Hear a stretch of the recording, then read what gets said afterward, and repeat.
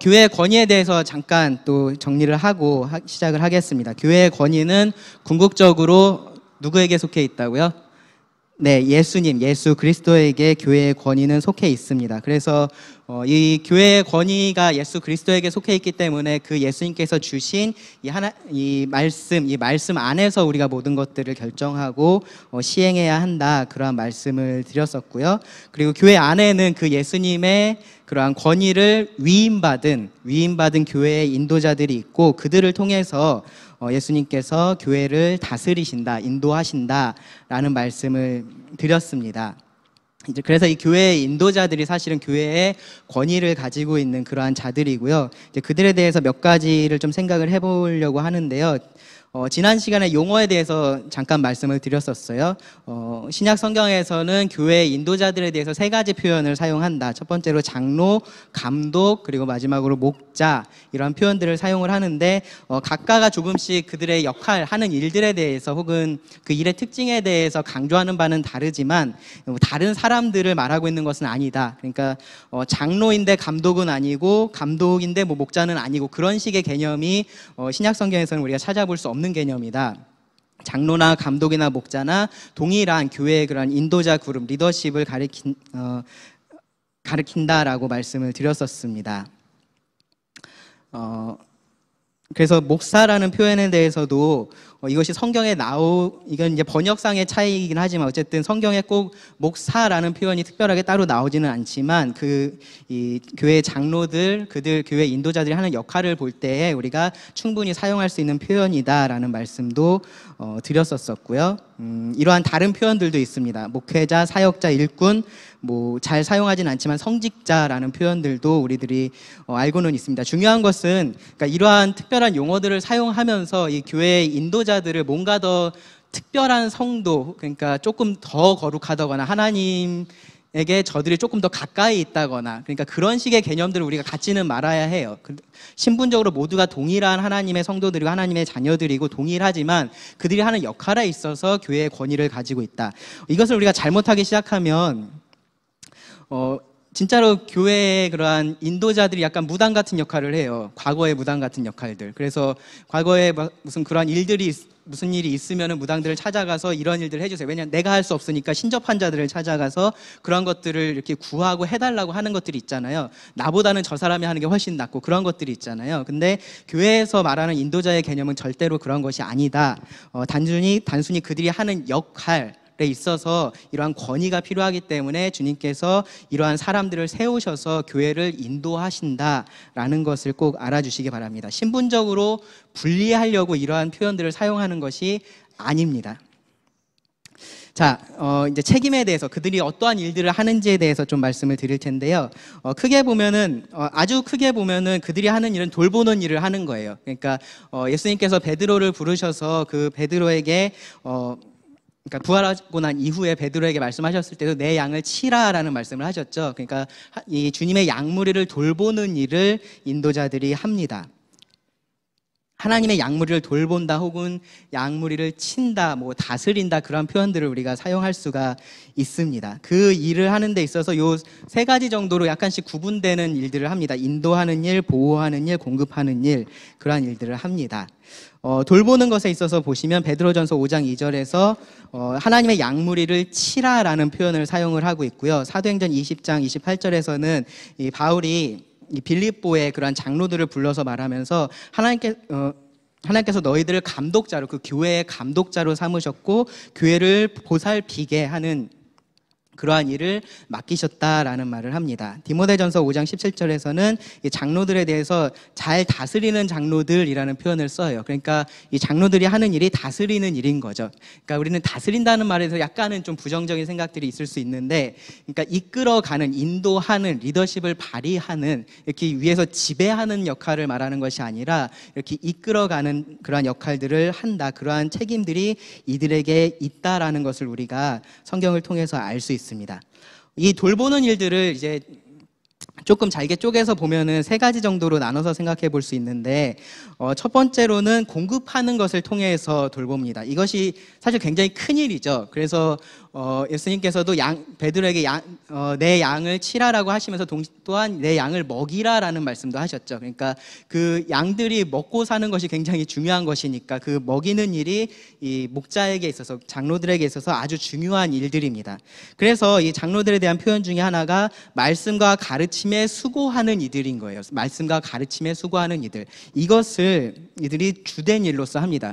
그래서 여러분들 기억하시는 것처럼 사도행전 초반에 보시면 교회가 막 이렇게 시작이 되고 그 예루살렘 교회가 커져가면서 이 장로들이 처음에는 그러니까 그 교회의 장로들이, 인도자들이 처음에는 그 교회의 모든 일들을 다 감당했었는데 너무 사람들이 많아지니까 구제하는 일이나 그런 일들에 대해서는 이들이 다 감당할 수가 없게 됐었죠. 그렇죠? 그러니까 그때 그 따로 7명의 그런 일꾼들을 세우면서 너희가 이런 일들을 해라. 그리고 우리는 기도하고 가르치는 일에 전념해야겠다라는 이야기를 하죠. 그러니까 그것이 이 장로들에게 있어서는 사실 우선순위에 있는 일인 거예요. 교회 안에 여러 가지 일들을 그들이 돌아보고 하지만 우선순위가 어디에 있냐라고 하면은 이 공급하는 일, 양들을 잘 먹이는 일, 하나님의 말씀으로 잘 양육하는 일, 거기에 있습니다.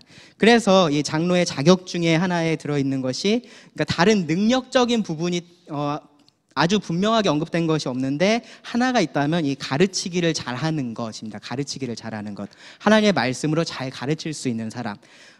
디도서 1장 9절에서는 바른 교훈으로 권면하고 거슬러 말하는 자들을 책망하고, 이 말씀을 잘 가르친다라는 것이 바른 것을 잘 가르쳐서 다른 이제 성도들을 위로하고 세워주는 것들뿐만 아니라 잘못된 것이 있을 때 그것에 대해서 그것이 잘못됐다라고 말할 수 있고 책망할 수 있는 사람들, 그러한 사람들이 이 장로들이고요. 그 장로들의 일 중에 가장 주된 사역이 이 공급하는 일, 하나님의 말씀을 가르치는 일입니다.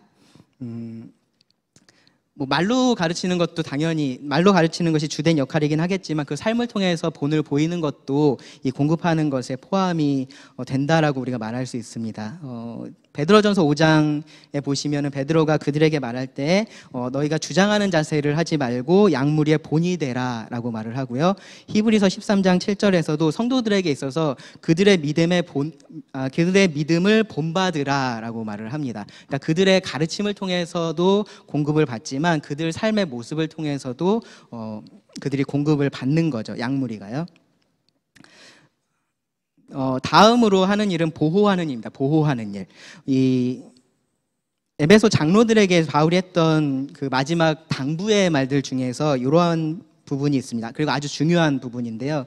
여러분은 자기를 위하여 또는 온 양떼를 위하여 삼가라. 그러니까 삼가라는 것이 뭐 이렇게 하지 말라 그런 말이 아니라 잘 지켜보고 감독하라 그런 의미인데요. 계속해서 잘 관찰하여 보고 그들을 잘 감독하라라는 말입니다. 온 양떼를 위하여 삼가라. 성령이 그들 가운데 여러분을 감독자로 삼고 하나님이 자기 피로 사신 교회를 보살피게 하셨느니라. 이것이 그들이 하는 일인데, 그러면서 29절에 보시면 내가 떠난 후에, 이 바울이 떠난 후에 사나운 이리가 여러분에게 들어와서 그 양떼를 아끼지 아니하며 또한 여러분 중에서도 제자들을 끌어 자기를 따르게 하려고 어그러진 말을 하는 사람이 일어날 줄을 내가 아노라.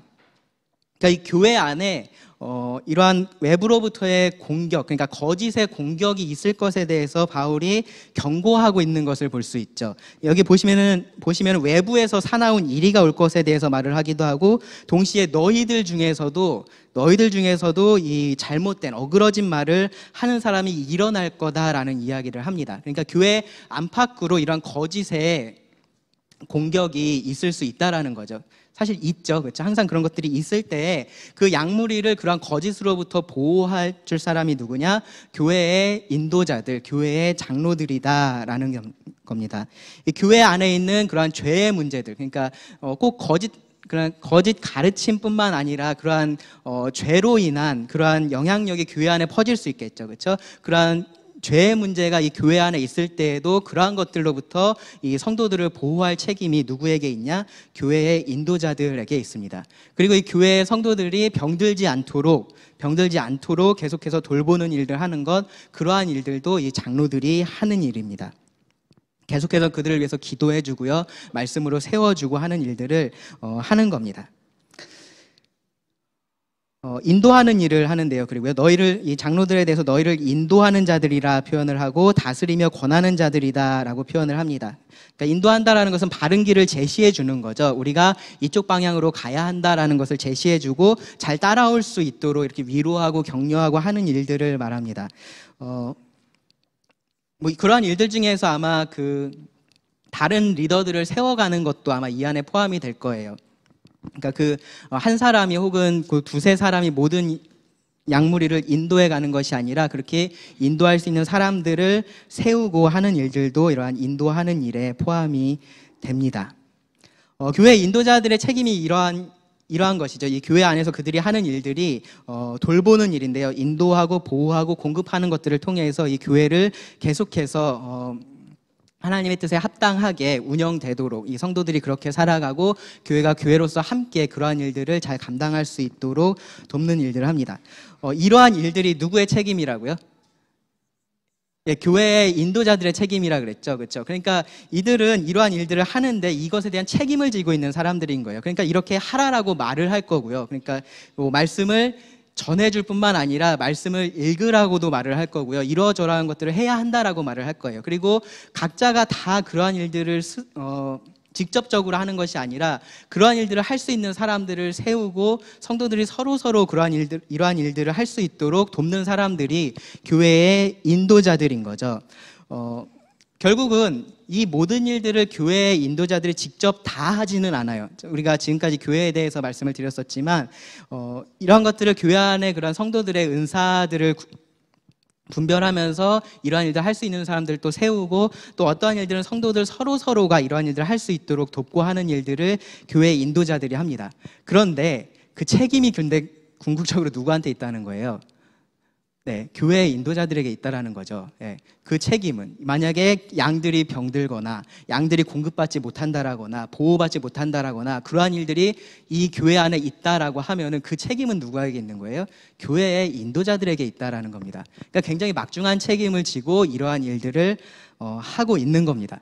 물론 그 결과에 대해서 하나님께서 모든 것들을 얘기하진 않으실 거예요. 하지만 이 일들에 성실하게 정말로 충성스럽게 다 했느냐, 그것에 대해서는 하나님께서 분명한 책임을 물으실 겁니다. 그러니까 최선을 다했는데 그래도 어떻게 안 되는 것에 대해서는 우리가 어떻게 할 수 없겠죠. 그러니까 자녀들에 대해서도 여러분들이 마찬가지의 생각을 가지셔야 되는데, 자녀에 대해서 그래 어차피 하나님께서 키우시는 거니까 그냥 대충 하면 얘가 잘 자라면 뭐 좋은 거고 아니면 많은 거고 어차피 하나님께서 다 하시는데 내가 뭐 할 게 있겠어? 라고 생각할 문제가 아닌 거예요. 부모라면요. 부모라면 이 하나님께서 자녀를 맡겨주셨고 이 자녀를 하나님의 교훈으로서 이 말씀으로서 잘 양육해야 할 책임이 그들에게 있는 건 거죠. 그러니까 그 부분에 있어서는 최선을 다해야 되는 거예요. 하지만 그 결과에 있어서 그러니까 결과적으로 드러난 부분에 있어서 얘가 좀 잘못됐으니까 이게 다 내 책임이고 내가 그때 뭘 잘못했었고 막 그러면서 자책하라는 얘기는 아닌 겁니다. 하지만 우리가 최선을 다해서 정말로 내가 하나님 앞에서 그래 내가 이 정도까지는 내가 해야 돼, 내가 이렇게까지는 할 수 있어야 해라는 생각들을 좀 가져야 되는 거죠. 동일하게 교회 인도자들도 사실 그렇습니다. 이 모든 것들에 대해서 정말로 내가 하나님 앞에 서서 그것으로 인해서 심판받을 사람처럼 그러한 일로 하나님 앞에 서야 될 평가받을 사람처럼 그렇게 이러한 일들을 하는 겁니다. 그러한 일들을 하나님께서 교회 인도자들에게 맡겨주셨습니다. 그러니까 아무나 못하겠죠. 그래서 성경에서 자격에 대해서 말을 하고 있습니다. 크게 성경에 이제 두 군데서 이 교회 인도자들의 자격에 대해서 말을 하고 있는데요. 디모데전서 3장에 나오고요. 그리고 디도서 1장에도 나옵니다. 둘 다 공통적으로 어떤 특징이 있냐면은 이 사도 바울이 그 다음 세대인 디모데와 그리고 디도에게 그 교회를 너희가 어떻게 인도해야 하는지를 말하면서 그 안에서 장로들을 세우는데 이러한 사람들을 세워야 한다라고 이야기를 한 부분이에요. 그래서 전반적으로 보시면 좀 비슷한 부분들이 많이 있습니다. 서로 겹치는 부분들이 많이 있고요. 그래서 뭐 꼭 이것이 여기에 기록된 게 이 장로들의 그런 자격의 모든 조건이다라고 말할 수는 없을 거예요. 그러니까 여기에 더 추가될 부분들도 있겠지만, 근데 가장 기본적으로 우리가 이런 것들을 생각해 볼 필요가 있습니다. 가장 핵심적인 건 가장 처음에 나오는 거예요. 뭐가 나오냐면 감독은 책망할 것이 없으며, 그리고 디도서에서도 책망할 것이 없고 없고 이 장로의 가장 뭐라 그럴까요? 가장 포괄적인 그러한 자격이 책망할 것이 없는 사람. 완벽한 사람을 말하는 것은 아니겠죠. 그렇죠? 완벽한 사람은 우리 가운데 있을 수가 없기 때문에 책망할 것이 없다라는 말은 우리가 이 사람이 그리스도인으로서 성숙한 사람이다라는 것을 말한다라고 할 수 있습니다. 그러니까 공적인 일을 하는 데 있어서 특별히 우리 가운데서, 그러니까 하나님께서 보실 때 절대적인 기준을 말하고 있는 것이 아니라 이러한 공적인 일들을 할 때 우리 가운데서 특별히 책망받을 일이 없는 사람을 말합니다. 그리고 그것이 이제 이 뒤에 나오는 여러 가지 자격들의 기준이 되는 거죠. 그러니까 뒤에 나오는 뭐 절제하고 신중하고 단정하고 나그네를 대접하길 잘하고 이러한 여러 가지 그러한 자격들이 그러한 부분에 있어서 이 사람이 책망할 것이 없는 사람이어야 한다라는 얘기를 하는 건 거예요. 그러니까 이 사람이 진짜로 100% 자신을 절제할 수 있는 사람, 단 한 번도 무슨 화를 내지 않은 사람, 그런 얘기를 하는 거는 아니라는 거죠. 하지만 우리가 이러한 높은 성숙한 그리스도인의 모습을 갖춰야 한다, 책망할 것이 없는 사람을 세워야 한다라는 것을 알 수 있습니다. 그리고 뭐 이걸 제가 하나하나 다 설명을 하려면은 그것만 가지고 한 학기를 하겠죠. 그렇죠? 근데 그렇게 할 수 없으니까 또 여러분들이 많이 들으셔서 아실 테니까 다 설명하진 않을 텐데요.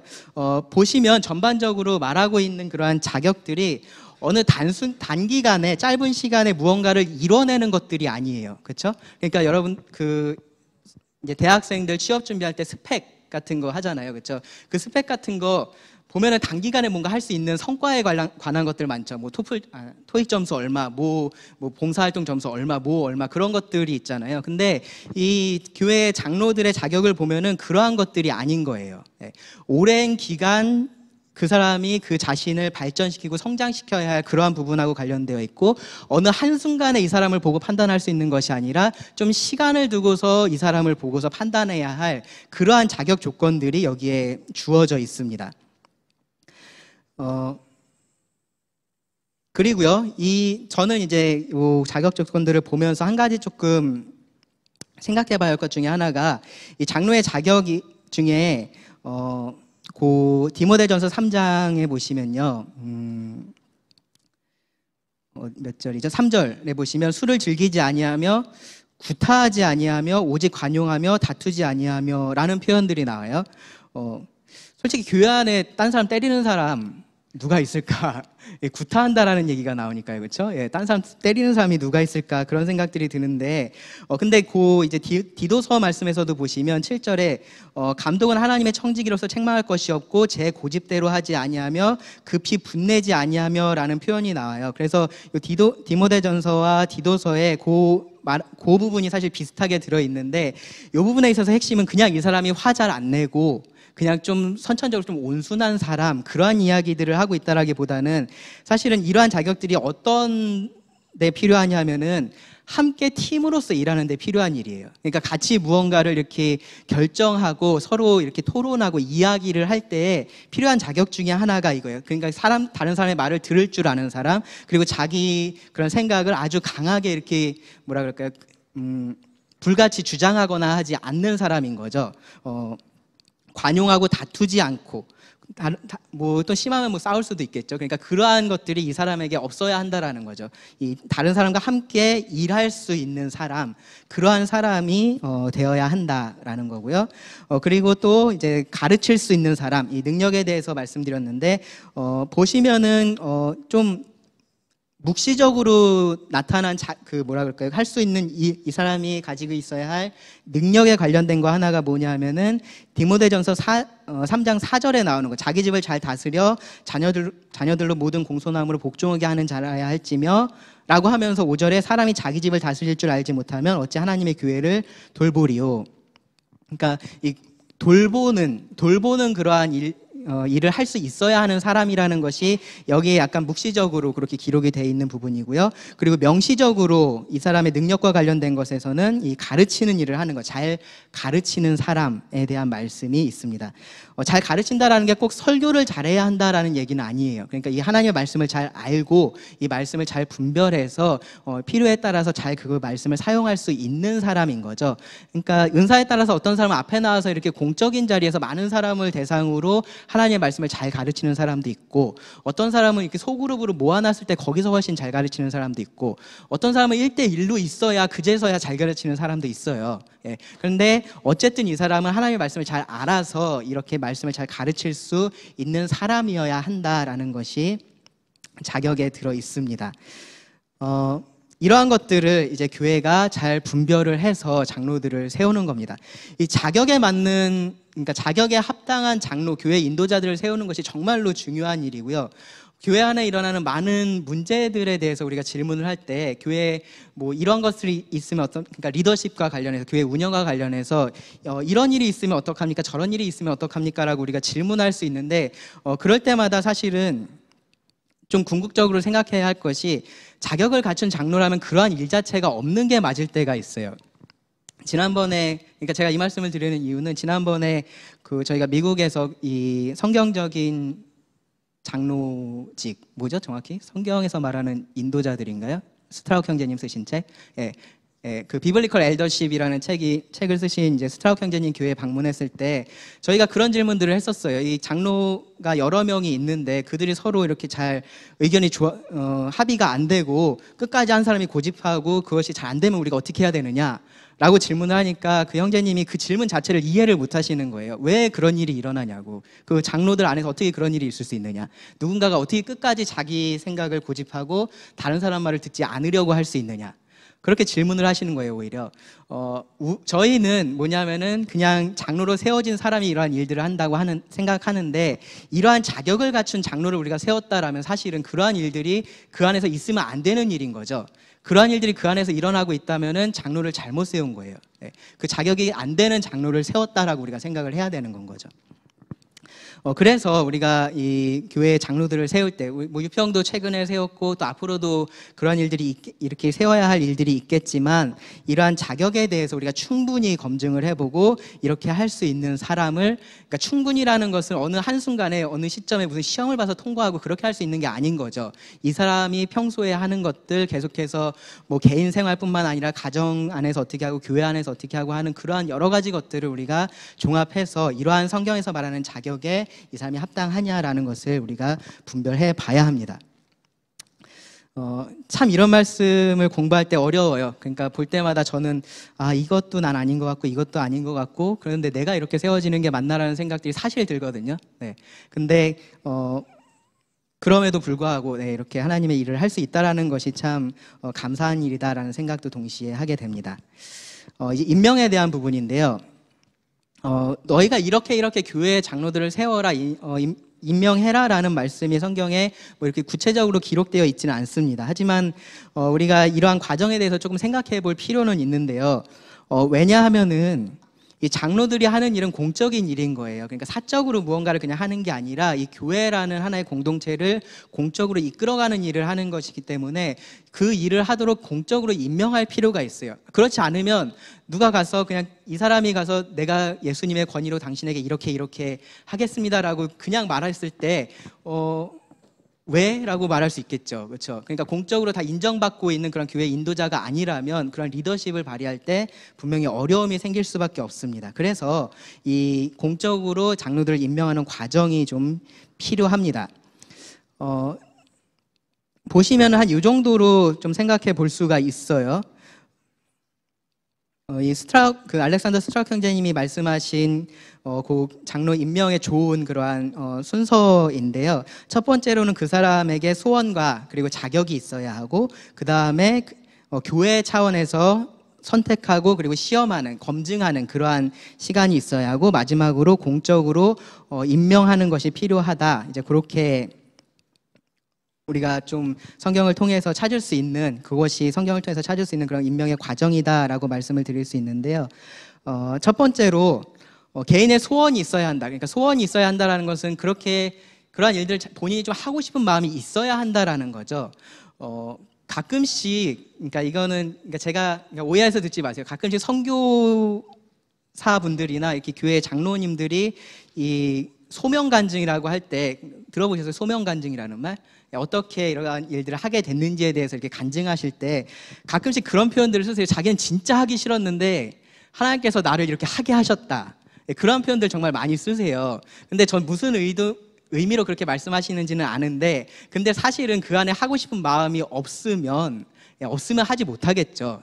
그것을 먼저, 그러니까 하고 싶은 마음이 있는 거예요. 물론 하나님께서 그것들을 어떤 환경을 통해서 그런 마음들을 주실 수도 있고 여러 가지 것들을 통해서 그 안에서 역사하실 수 있지만, 정말로 자기는 절대로 이런 일을 하기 싫은데, 진짜로 하기 싫은데 하나님께서 억지로 하게 하셨다라고 말하는 것은 사실은 요 성경에서 말하고 있는 이러한 부분들에서 비추어 보면은 그렇게 합당한 표현은 아닌 것 같아요. 물론 그렇게 말씀하시는 이유는 제가 알고 있어요. 내가 정말로 그냥 인간적인 욕심에서 이게 하고 싶어서 그렇게 한 게 아니라 하나님께서 이렇게 나를 인도하셨다, 이제 그러한 의도로서 말씀을 하신다라고 생각을 하고 저도 그렇게 듣기는 하지만, 근데 소원이 있다라는 것이 잘못된 건 아닌 거예요. 이렇게 내가 교회 안에서 장로가 되길 원한다, 내가 교회 안에서 이러한 하나님의 쓰임을 받기 원한다라는 그런 마음이 있는 것이 잘못된 마음은 아닌 거예요. 그것이 물론 내가 이 안에서 그 사람이 왠지 제일 높은 사람인 것 같고 앞에서 가르치는 사람인 것 같고 뭔가 좀 드러나는 사람인 것 같으니까 나는 저런 일을 할 거야 라는 마음이 있다면 그거는 인간적인 욕망이라고 우리가 말해야 되고 잘못된 소원이다라고 말할 수 있지만, 그런 것이 아닌 이상 정말로 그 안에 자연스럽게 하나님의 양무리를 돌보기를 원하고 하나님의 말씀을 제대로 성도들에게 가르치기를 원하고 공급하기를 원하고 그런 마음의 소원이 있는 것은 사실 굉장히 좋은 일입니다. 굉장히 가치 있는 것이고요. 우리가 그런 사람들을 찾아야 돼요. 이런 사람이 어디 숨어 있나 찾아서 그런 사람들을 세우려고 노력을 해야 됩니다. 그러한 소원이 있는 사람이 첫 번째고요. 그리고 소원이 있으면서 동시에 자격이 있어야 됩니다. 이 두 가지가 같이 있어야 돼요. 소원은 있는데 자격은 없다. 그런 사람을 우리가 세울 수 없고요. 반대로 자격은 뭔가 되는 것 같은데 그 사람이 정말로 원하지 않는다. 그런 경우에도 우리가 세울 수는 없습니다. 이 두 가지가 같이 있어야 됩니다. 개인적인 차원에서 그 사람이 그 마음에 하고자 하는 마음이 있어야 하고, 그리고 그러한 자격을 갖추어야 합니다. 그러면 이제 교회 차원에서는 이제 그러한 사람들이 여러 명 있으면 그 중에서 선택을 하는 건 거죠. 그 중에서 뭐 추천이 될 수도 있고, 혹은 뭐 다른 그러니까 장로들의 추천이 될 수도 있고, 성도들의 추천이 될 수도 있고, 그 안에서 그러한 사람들을 선택을 합니다. 그리고 그들을 좀 이렇게 공적으로 좀 뭐 시험한다는 표현이 좀 그럴 수 있지만 시험하는 과정을 거칠 필요가 있습니다. 왜냐하면 앞에서 말씀드렸던 것처럼 이 장로의 자격이라는 것이 어느 뭐 시험 하나를 통해서 알 수 있는 것이 아니고, 앞으로 1년 동안 10명을 전도해서 오면 당신은 장로가 될 수 있다, 우리가 그렇게 할 수 있는 일도 아닌 거예요. 그러니까 뭔가 성과를 통해서 할 수 있는 일이 아니기 때문에 꾸준히 지켜보면서 이 장로를 그렇게 한번 점검해 볼 필요가 있습니다. 이제 교회는 이제 끝에 가서는 궁극적으로 이 선택된 자들을 여러 가지로 점검하고 나서, 그리고 이 사람이 장로의 자격에 있어서 정말로 이 성경적으로 합당한 결격 사유가 있다라면 그런 사람을 우리가 세우면 안 되겠죠. 그렇죠? 그러한 사람은 우리가 세우지 말아야 합니다. 교회 그 먼저 된 인도자들이 그런 것들을 판단하기도 하고, 또 성도들이 그런 것들도 함께 판단해 볼 필요가 있습니다. 지금부터 우리가 이 장로를 세울 건데 앞으로 1년 동안 우리가 함께 지켜보겠습니다라고 하면은 우리가 계속해서 그 사람 잘못하는 거 없나, 흠잡을 거 없나 그렇게 매의 눈으로 관찰하고 그렇게 하라는 얘기는 아니에요. 근데 우리가 그 사람이 하는 일들이나 그런 것들을 주의 깊게 보면서 이러한 성경에서 말하는 자격에 합당한 자인가를 좀 점검해 볼 필요는 있다라는 겁니다.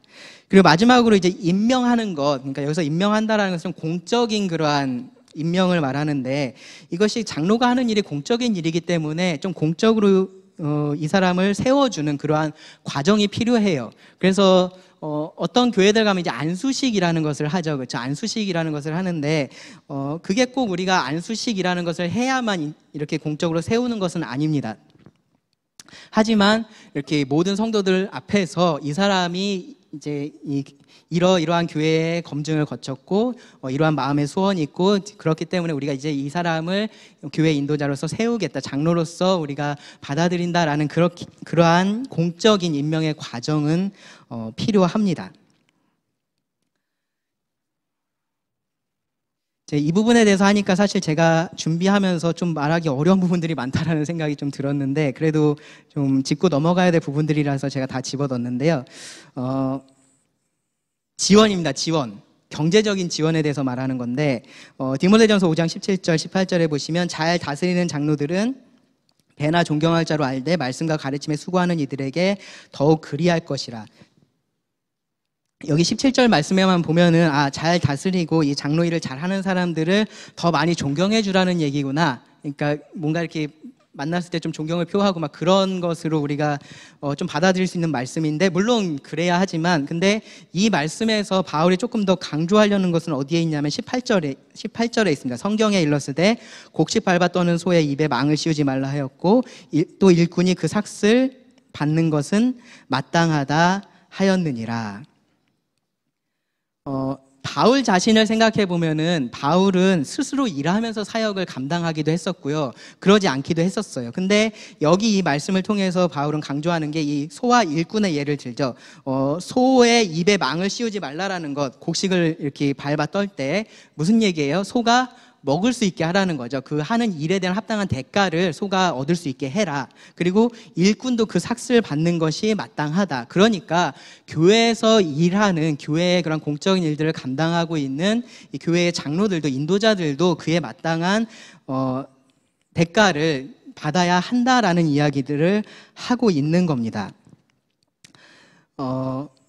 그렇게 했을 때 우리가 생각해 보면, 그렇게 했을 때 이 교회 인도자들이 그들에게 맡겨진 일들을 사실 더 잘 할 수 있게 되고요, 궁극적으로는 교회의 건강이나 교회의 그러한 안녕을 위해서도 그것이 훨씬 더 유익이 되는 일입니다. 만약에 교회 인도자가 그런 합당한 지원을 받지 못하게 되면 그럼 어떻게 해야 될까요? 그러니까 만약 교회 인도자가 이 사람이 한 달에 100을 가지고 살아야 되는데 교회에서는 50을 지원한다라고 하면 이 사람은 어떻게 해야 될까요? 나머지 50을 위해서 무언가 생계를 위한 일을 해야겠죠. 그렇죠? 그러면은 그 50에 이 사람이 시간을 쓸 거고, 거기에 자신의 노력을 쓸 거고, 거기에 자신의 그러한 여러 가지 에너지들을 사용을 하게 됩니다. 그러면은 그만큼 이 교회에 대해서는 어떻게 하는 거예요? 그만큼이 빠져나가는 거죠. 그러니까 이 사람이 이 교회의 일에 사용할 수 있는 그런 에너지나 자원이나 힘들이 그만큼 사용하지 못하게 되는 겁니다. 예. 그렇기 때문에 이 일하는 자들을 경제적으로 잘 지원하는 것, 그런 것들은 분명히 필요한 일들이고, 그것이 어떤 이기적인 이유나 그런 데 있는 것이 아니라 이 교회를 위해서 꼭 필요한 일이다라는 것을 우리가 생각해 볼 수 있습니다. 근데 이게 두 가지를 좀 균형 있게 생각을 해야 돼요. 교회 인도자 입장에서는 어떠한 생각들을 해야 되냐 하면은 주님께서 이 교회를 통해서 나에게 필요한 것들을 충분히 주고 계시다라는 생각을 해야 하고, 그 안에서 만족하면서 그 안에서 자기가 생활에 가려고 노력을 할 필요가 있습니다. 계속해서 교회 인도자가 이 정도 되니까 이번 달에 얼마 더 줘야 되고, 다음 달에 얼마 더 줘야 되고, 얼마 더 줘야 되고, 그렇게 계속해서 무언가를 더 요구한다라고 하면은 그것이 성도들에게는 어떻게 보일 수 있을까요? 저 사람이 돈을 사랑하는구나라는 생각을 충분히 할 수 있겠죠. 예. 교회 인도자들은 하나님께서 그들을 먹이신다라고 하신 약속을 믿고 충분히 그 주어진 것 안에서 만족하면서 생활하려고 노력을 해야 합니다. 반대로 교회의 입장에서는 그들이 그러한 어떠한 그들의 받은 은사나 능력들을 다른 곳에 사용하지 않고 이 주님의 교회를 돌보는 일에 더욱더 사용할 수 있도록 도와줄 필요가 있고요. 그리고 또 한 가지는, 그렇게 하지 않았을 때 이들은 쉽게 그러한 돈의 유혹에 빠질 수도 있는 거죠. 네, 그들이 없으니까 그것을 더 원하게 되는 그러한 돈의 유혹에 빠질 수도 있습니다. 그래서 저는 이 말씀이 참 중요한 말씀이라고 생각을 해요. 베드로전서 5장 2절에 보시면, 너희 중에 있는 하나님의 양무리를 치되 억지로 하지 말고 하나님의 뜻을 따라 자원함으로 하며 더러운 이득을 위하여 하지 말고 기꺼이 하며. 누구에게 하고 있는 말씀이에요? 교회 인도자들, 장로들에게 하고 있는 말씀인 거죠. 즐거운 마음으로 이 일을 해라. 억지로 하는 것이 아니라 너희가 혹은 더러운 이익을 위해서, 무언가를 더 얻기 위해서 그렇게 하지 말고 정말로 자원하는 마음으로 즐겁게 이 일을 해야 한다라고 가르칩니다. 그러면서 교회 성도들에게는 히브리서 말씀에서 뭐라고 말하고 있냐면, 너희를 인도하는 자들에게 순종하고 복종하라. 그들은 너희 영혼을 위하여 경성하기를 자신들이 청산할 자인 것 같이 하느니라. 그들로 하여금 즐거움으로 이것을 하게 하고 근심으로 하게 하지 말라. 그렇지 않으면 너희에게 유익이 없느니라.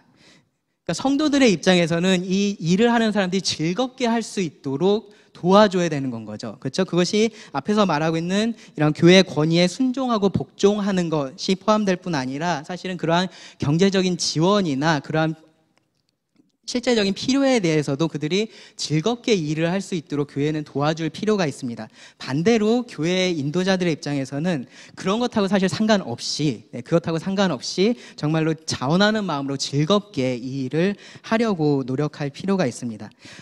저는 이제 가끔씩 그 생각을 하는데요. 참 우리들의 많은 그러한 인간 관계가, 이 아주 가까운 그런 관계들이 참 부부 사이와 같다라는 생각을 해요. 그러니까 교회와 이 교회의 인도자들의 관계도 사실은 그렇습니다. 자매들의 입장에서는 사랑받기를 원하고 형제들의 입장에서는 존중받기를 원하죠. 그렇죠? 네. 서로 그것을 원하고 있으면 어떻게 될까요? 사랑해주지 않으니까 난 존중할 수 없어가 되고요. 존중해주지 않으니까 나는 사랑할 수 없어가 되겠죠. 그렇죠? 그런데 그것을 반대로 뒤집어 놓으면 사실 서로가 서로에게 훨씬 더 그 일을 쉽게 할 수 있게 해줄 수 있어요. 그러니까 내가 먼저 행동을 하는 건 거죠. 그렇죠? 그 사람이 어떻게 하느냐에 따라서 내가 반응하는 것이 아니라 내가 먼저 행동을 하면 그러면은 자연스럽게 그에 대한 유익들을 우리가 누릴 수가 있습니다. 내가 먼저 사랑하게 되면 그러면은 그렇게 하는 사람을 존중해 주는 것은 더 쉬운 일인 거죠. 맞나요?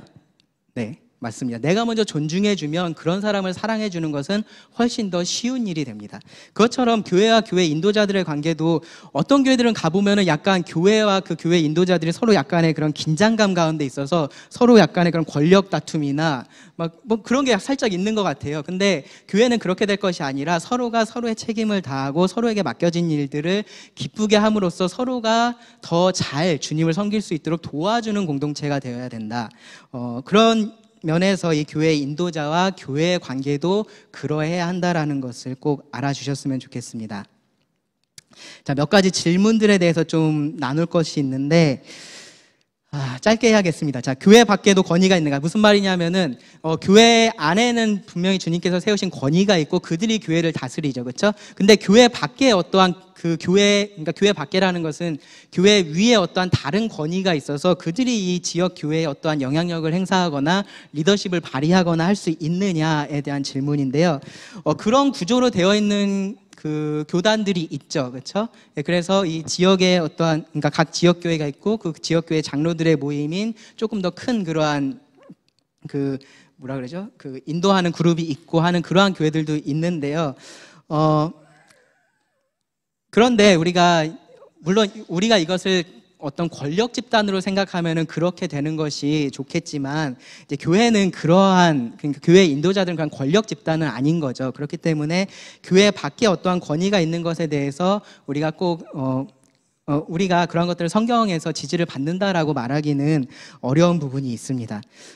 물론 이 교회가 다른 교회의 어려움을 돌아보고 그 교회의 부족함에 대해서 좀 도와주고 하는 일들은 충분히 할 수 있어요. 근데 하나님께서 이러한 권위로서 세우신 것은 그 지역 교회 안에 장로들이고 그 위에 어떠한 권위를 따로 그렇게 말씀하고 계시지는 않습니다. 장로의 권위에 제한이 있느냐? 네, 말씀드렸던 것처럼 위임받은 것이기 때문에 당연히 제한이 있고요. 하나님의 말씀의 권위만을 그들이 가지고 있습니다. 그러니까 이것을 여러분들도 좀 잘 이해를 해주셔야 될 게 뭐 과거에 약간씩 그런 경향들도 조금 있었던 것 같은데 뭐 제가 이 자매하고 결혼할까요? 이 자매하고 결혼할까요? 장로님 좀 선택해 주세요. 제가 직장을 여길 갈까요? 저기를 갈까요? 장로님 좀 선택해 주세요. 그렇게 조금 접근해서 그렇게 했었던 경우들이 있고, 그리고 장로가 그렇게 이야기하면 그렇게 꼭 순종해야 하는 것처럼 그렇게 생각했었던 것도 있는데, 근데 장로의 권위라는 것은 성경을 통해서 오는 것이고 이 교회 안에 사실은 국한되는 겁니다. 그렇기 때문에 그것을 벗어난 어떠한 권위를 장로들이 가지고 있지는 않습니다. 그러니까 교회 밖에서 일어나는 일들에 대해서 장로들이 그러니까 죄의 문제라면 다르겠죠, 그렇죠? 죄의 문제라면 다르겠지만 그러한 개인사에 대해서는 장로들이 좋은 충고를 해줄 수 있고 어떠한 그러한 분별력들을 제공해 줄 수는 있지만 그들이 권위를 가지고 당신 이 사람하고 결혼해, 여기 직장 가라고 그렇게 할 수 있는 사람들은 아니라는 겁니다. 그렇게까지 하게 되면 사실은 장로들이 정말로 교회 안에서 절대적인 권리를 가지고 독재자들이 될 수 있어요. 그렇죠? 네. 모든 교회 안의 결혼들 막 너 이 형제 딴 데 가지 말고 이 안에서 둘이 결혼하고 막 그렇게 할 수 있는 거예요. 근데 그러한 것에 대한 권위를 성경이 장로들에게 부여하고 있지 않다라는 겁니다. 자, 그럼 복수장로제, 혹시 복수장로제라는 말을 처음 들어보시는 분이 이 가운데 계신가요? 네, 계실 수도 있어요. 이게 우리가 요한에서는 좀 자주 사용하는 표현인데, 근데 다른 데선 잘 들어보지 못하는 표현일 수도 있는데요. 복수장로제라는 것은 사실 뭐 그렇게 특별한 게 아니라 이 한 사람의 리더십이 아니라 여러 사람이 하나의 팀이 돼서 교회를 돌보고 교회를 이끌어 간다라는 말이 이 복수장로제입니다. 그러니까 그러니까 리더십 팀이 있는 거죠. 그리고 그것은 수직적으로, 그러니까 위에 누가 있고 그 아래 누가 있고 그 아래 누가 있고 그런 식으로 구성되어 있는 것이 아니라 평등한 모든 장로들이 그 안에서 각자의 은사를 가지고 그 리더십 팀에 기여를 하는 방식으로 이 교회가 운영되는 것이 복수장로제입니다. 오늘날 일반적으로는 교회에 가면 이제 담임 목사님이 계시고 그 아래 뭐 부목사나 뭐 행정목사나 뭐 하여튼 뭐 교역자나 그런 여러 다른 목사님들이 계시는 경우들이 있는데요. 근데 이 복수장로제에서 말하는 것은 그러한 구분을 말하고 있지는 않아요. 이 장로들이 하나의 팀으로서 그 안에 있고 그 안에서 서로가 가진 은사들을 가지고 이 리더십에 기여를 하는 방식이 복수 장로제입니다. 물론 그 안에서 조금 더 그 비전을 좀 제시하는 데 은사를 가진 사람이 있고 이 어딘가로 이끌어가는데, 그러니까 인도하는데 조금 더 은사가 있는 사람들이 있겠죠. 그렇죠? 그렇다면 그런 사람들이 이 리더십 팀 안에서는 그러한 것들을 제시하고 하는 일들을 할 거예요. 그렇죠? 그리고 그 안에 뭐 다른 성도들 좀 돌아보고 하는데 조금 더 관심이 있는 사람은, 그런 은사를 가진 사람은 그런 면에서 이 리더십 안에 기여를 하게 됩니다. 그것이 복수장로제에서 말하고 있는 거고요. 여성 리더십, 이것이 사실은 오늘날 이 페미니즘이 강조되는 시대에 교회에서 사실 하기 어려운 얘기 중에 하나긴 한데, 여성이 리더가 될 수 있느냐, 여성이 리더십 안에 들어갈 수 있느냐, 우리가 성경을 통해서 분별해 볼 때 뭐 자세하게 말씀드리면 좋겠지만 시간 관계상 성경을 통해서 분별해 볼 때 이 리더십의 특징 중에 하나는, 성경에서 말하는 리더십의 특징 중에 하나는 남성 리더십입니다. 남자들이 이러한 리더십을 가지고 교회를 이끌어가는 것을 말하고 있습니다. 꼭 그 교회뿐만 아니라 가정에 대해서도 이 남편들을 가장으로 하나님께서 세우셨습니다. 그래서 이 교회 전체가 공적으로 모인 자리에서 이렇게 리더십을 발휘하는 일들은 남성에게 하나님께서 주신 역할이다. 그럼 여성 집사는 어떨까요? 여성 집사. 이 부분에 대해서는 조금 우리가 생각해 볼 필요가 있는 게, 그러니까 아주 복음적인 교회, 이러한 그 남성의 리더십을 강조하는 교회에서도 여성 집사들이 있는 경우들이 있어요. 그러니까 그런 것들을 볼 때, 유평에는 있나요? 유평에는 여성 집사가 없죠, 그렇죠? 예, 저희가 여성 집사를 세우지 않고 있는데, 그 이유는 뭐냐면은 집사도 어떠한 일들을 하기는 하지만 이 리더십 그룹 안에 들어와 있기 때문에 그래요. 그러니까 일을 하는데 리더십하고 전혀, 그러니까 리더십 안에 들어와 있지 않고 전혀 그냥 동떨어져서 일만 하고 있는 그러한 경우들을 사실 찾기가 어렵고, 예, 그렇기 때문에 이 여성 집사는 저희는 성경적이다라고 보고 있지는 않습니다. 그런데 어떤 교회들은 보면요, 그러니까 이 리더십 안에 들어있지 않고 단순히 그런 일을 하는 사람에 대해서 여성 집사로서 그렇게 세우는 경우들도 있기는 해요. 뭐 지금도 저희도 생각해 보면은 뭐 주일학교 교사도 교회 안에서 어떤 일을 하는 사람인 거죠, 그렇죠? 자매 회장도 교회에서 어떤 일을 하는 사람인 거죠. 그러니까 그러한 분들이 리더십 안에 들어와 있지 않지만 그러한 일들을 하기 때문에 여성 집사다라고 그렇게 말을 할 수도 있는 건 거죠. 그러니까 그러한 경우라면 사실은 저희가 믿고 있는 바하고 그렇게 크게 부딪히는 부분은 아닌 거예요. 근데 그분들이 리더십 안에 들어와 있다라고 말한다면, 그렇다면 성경에서 말하고 있는 이 남성 리더십에 어긋나는 경우다라고 우리가 말할 수 있을 것 같습니다.